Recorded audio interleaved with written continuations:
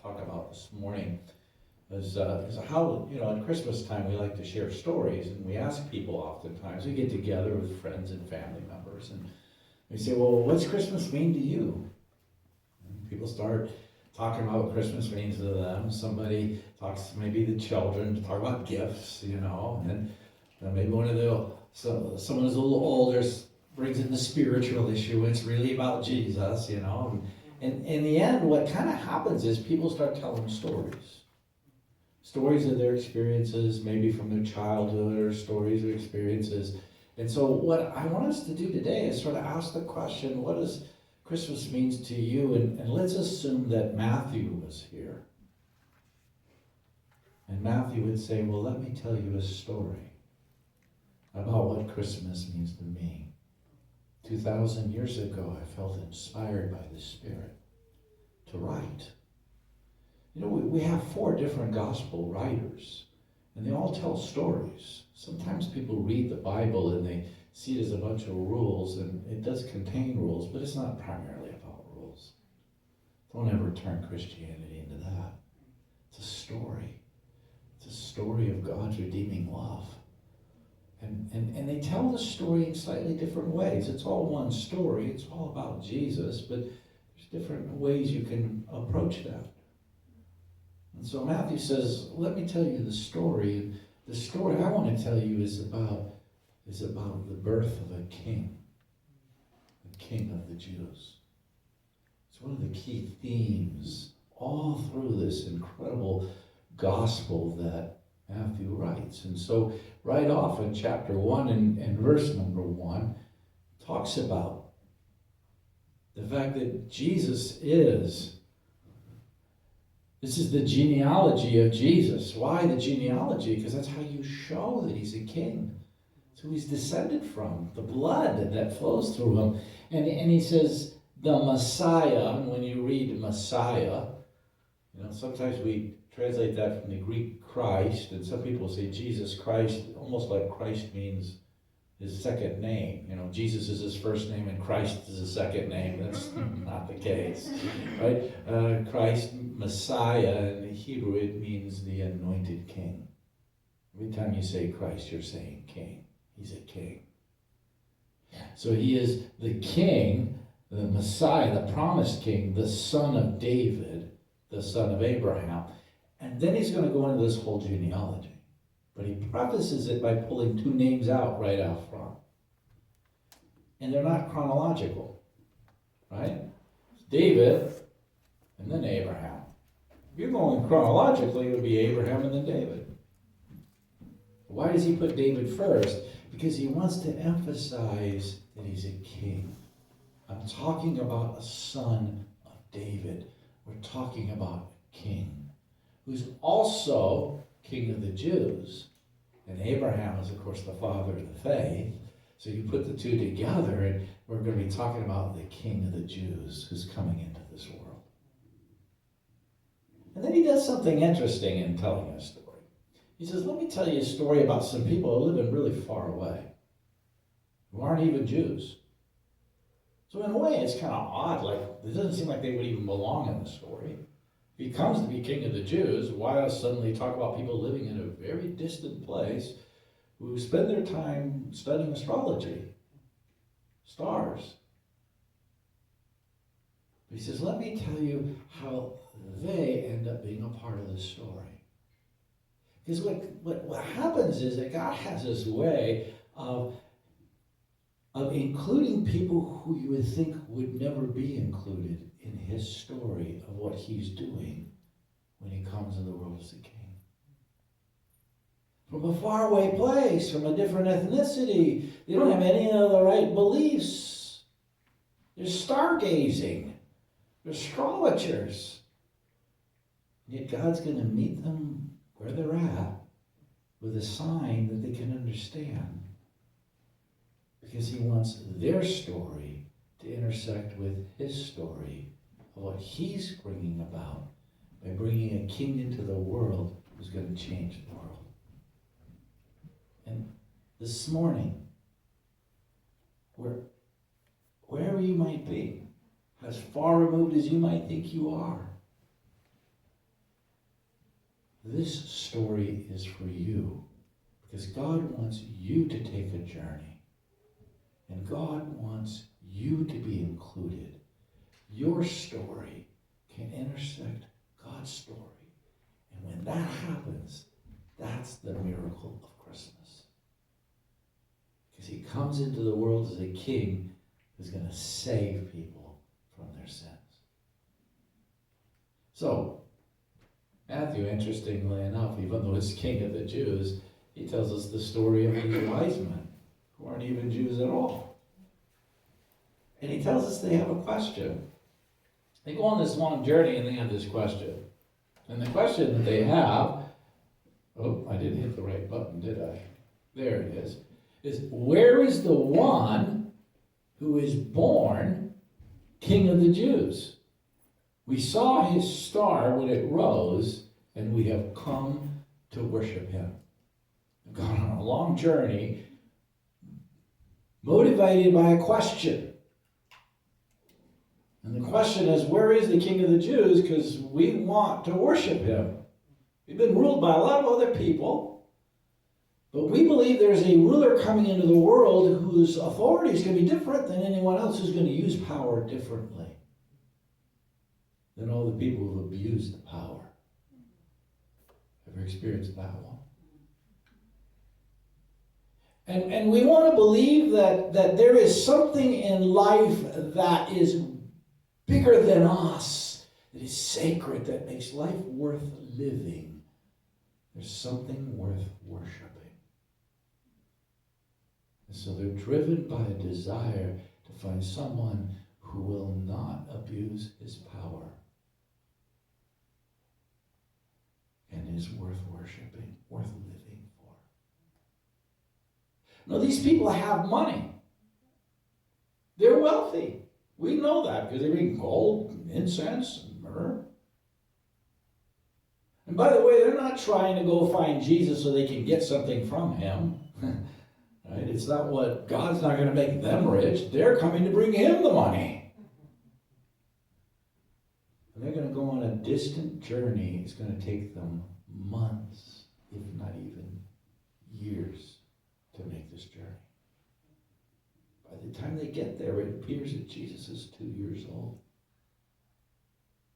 Their friends are saying, this is crazy. What are you doing? Going where? Doing what with your life? You've got money, you've got success, you've got status, you're educated. You're going on a journey because of a question about where is the King of the Jews born? And I would just say this. I think the questions that we have in life are really important. Because in the end, we live our questions. Every one of us has questions. Some people wake up in the morning and their question is, how can I be happy today? And they go on a journey with their life because we're all on a journey in our lives, aren't we? And what is the question that drives your journey? And when people ask the question, well, how can I be happy today? Then they make decisions in life about relationships, about money, about a whole host of choices that relate back to that question. And sometimes when we make how can I be happy the question in our life, we end up quite miserable. Some people, it's how can I be successful? And that becomes the quest for their lives, and their friends and even their families sometimes suffer. Everybody has questions. What's your question? What's the question? You probably have a lot of questions, but what is the one question? If you're like, there's one question that really drives your life, what is that question? And for these wise men, They don't even know exactly the answer. They don't even know exactly where they're going. They don't know a lot about Jesus, but they have a question, and they are going to live out that question. Because we always end up living our questions. Sometimes what we need is a better question. A better question. So, as they are there and they're asking this question, where is the King of the Jews? Of course, they're going to think he's going to be born in a palace, because where else would a king be born, right? But when you get to the end of Matthew's gospel, we jump all the way to the end. We find out where he's at.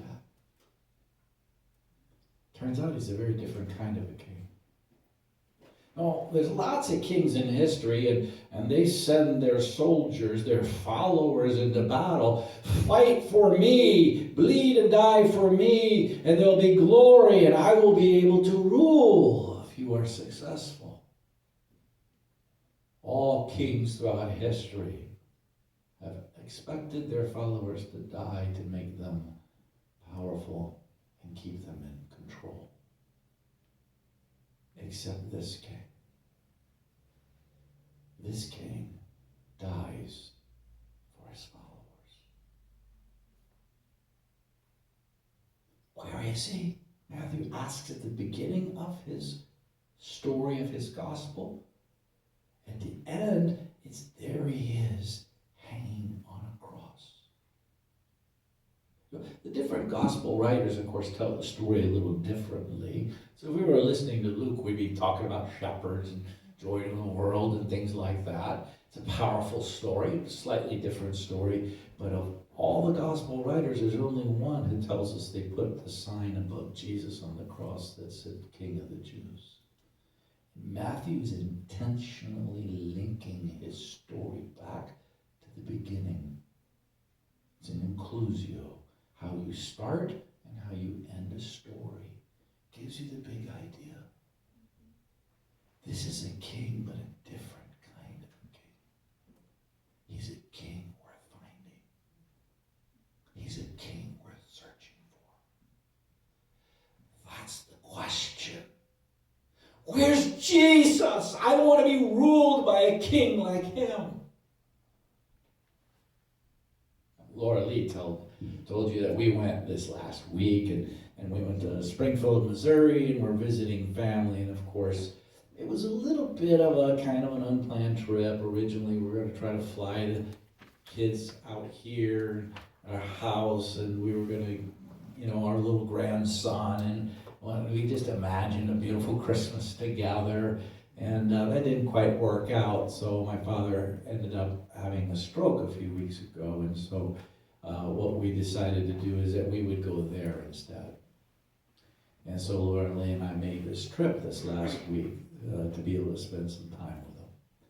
And a stroke is never a good thing. It has affected his ability to see, his vision, and so he can't drive.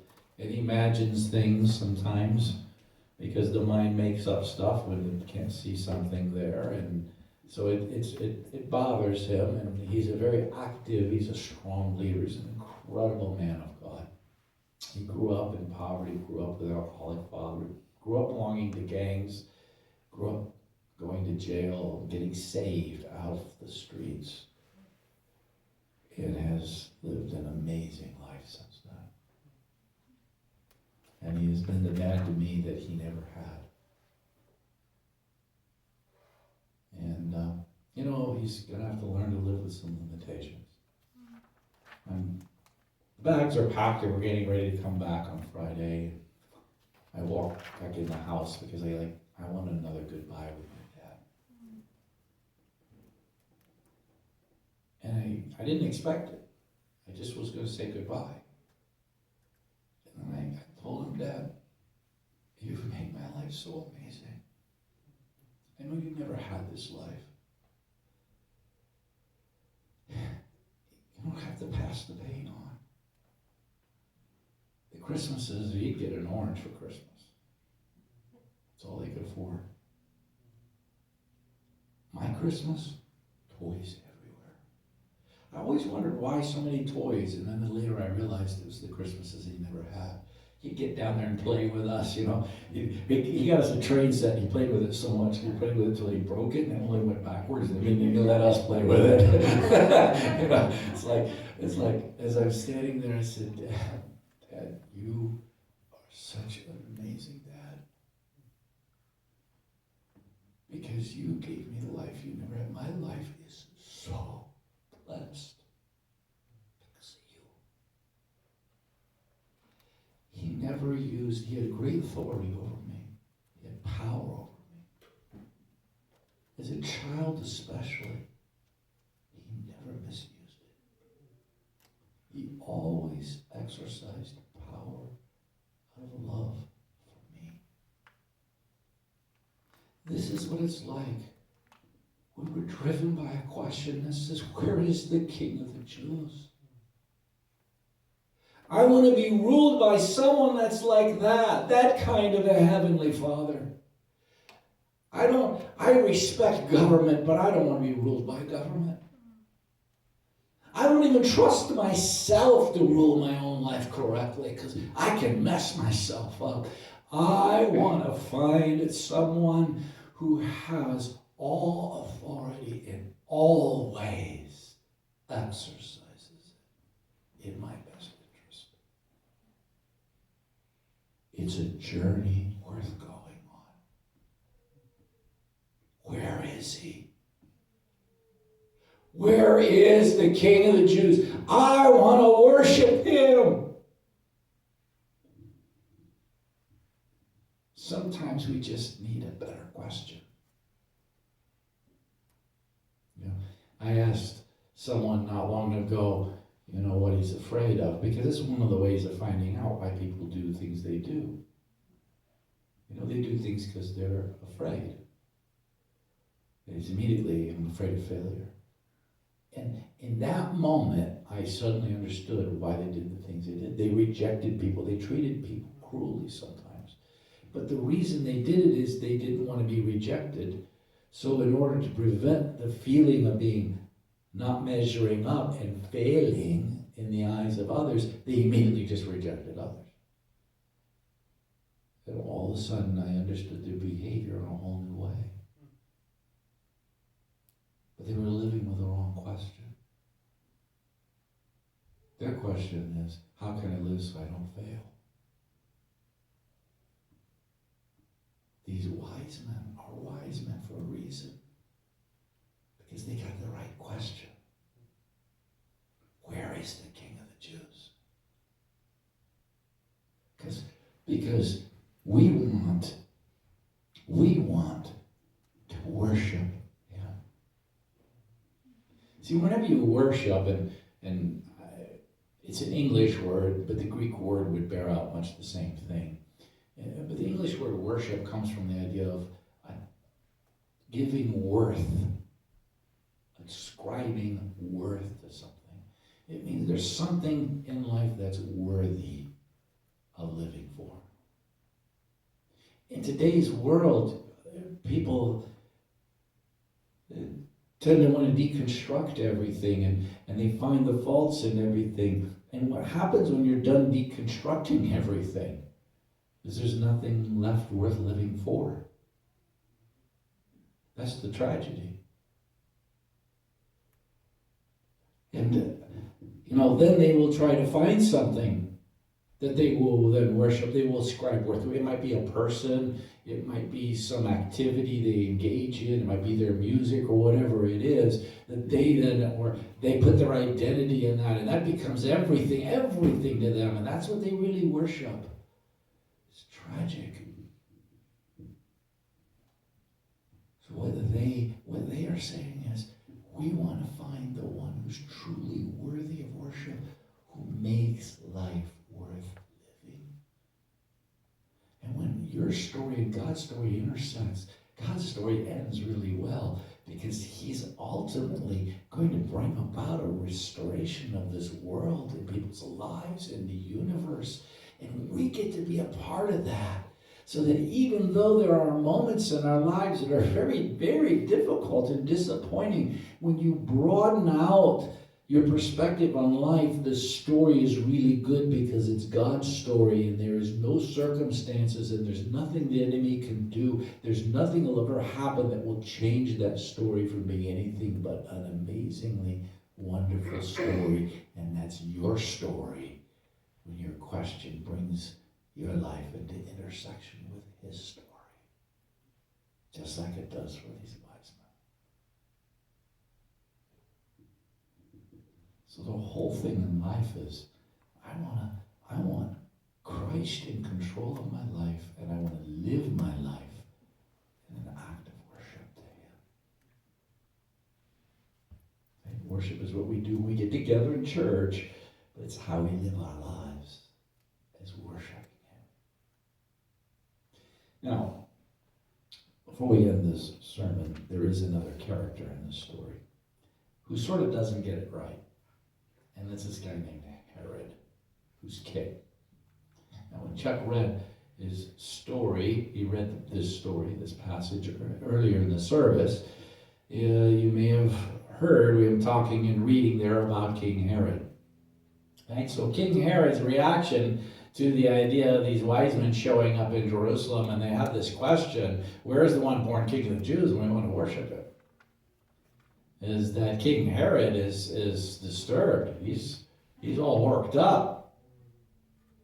Now he's going to turn around and say, when you find him, I want to worship too. Right? So he's pretending to be a worshiper. Not everybody who claims to say the right words, right, is necessarily truly and authentically a worshiper. Why is he not a worshiper? Because he's not interested in sharing power with anybody. King Herod has a question, just like the wise men have a question. He also has a question, and his question is this: how can I stay in power? But there's people in the world right now, this is their question, right? How can I stay in power? I don't want to let my position of privilege be threatened. I don't want to allow my finances to be drained off. I don't want to allow whatever advantage I feel like I have worked for to get in life. Maybe they deserve some of those, but they want to cling to it. His question is, I've spent my whole life accumulating power. The last thing I'm going to let is someone come along and take it from me. His identity is wrapped up in wearing a crown and holding on to power. 39 years he's been ruling, and while he's a very interesting and even complex figure, and he is called Herod the Great for a reason. He's called great because he was quite the builder and an engineer, and he built a magnificent, or added to a magnificent temple complex structure in Jerusalem.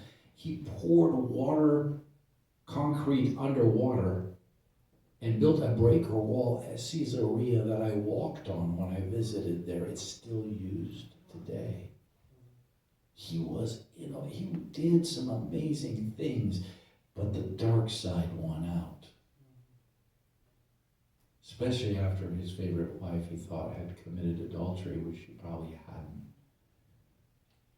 He accused her and executed her, and then tried to preserve her body in a vat of honey. When the sons grew up, they realized the story, and they started talking about wishing their dad was dead, probably in a moment of drunkenness when their lips were a little bit loosened, and he heard about it and had his sons executed. He's going to do whatever it takes to stay in power.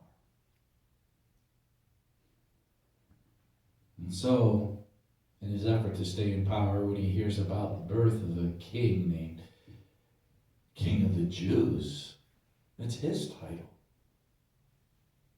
He spent his whole life using Rome to back him up, and he's done all kinds. He sacrificed his own family in order to preserve this power. And even though death is bearing down on him, he's still clinging as best he can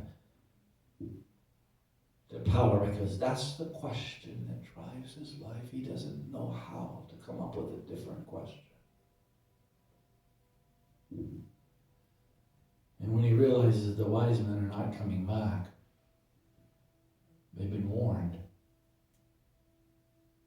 Innocent babies die because he is only interested in himself. It's tragic when people live their lives with the wrong question. If I had time and I could take you back to the earlier period of Herod, I could tell you stories about his life that you would see the promise that he had at one time. He was energetic and he was intelligent. He was a leader. But where that question took him. We were visiting family this week, and as you visit with family, what happens with family is you get to see their lives over a long period of time. Especially when you have this gray hair, and and I had my birthday recently, my not 60th birthday, right? Right? 59, but not 60th birthday. But I've lived long enough that I have watched people live out their questions and seen the effect. See the effect it's had on family members. Boy, is it powerful.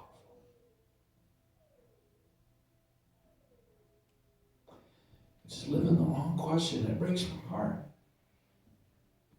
They need a better question.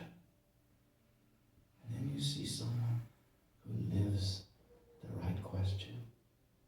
Oh, their lives are so different. It's so blessed. And so, my prayer for you this morning, this Christmas season, but way beyond just simply this Christmas season, is that you either find a better question or you recommit yourself to the really good question. And this is a great example of the question that should drive your life, because we live the questions of our souls. We live them. And the question that we want to ask is, where is the one who has been born King of the Jews?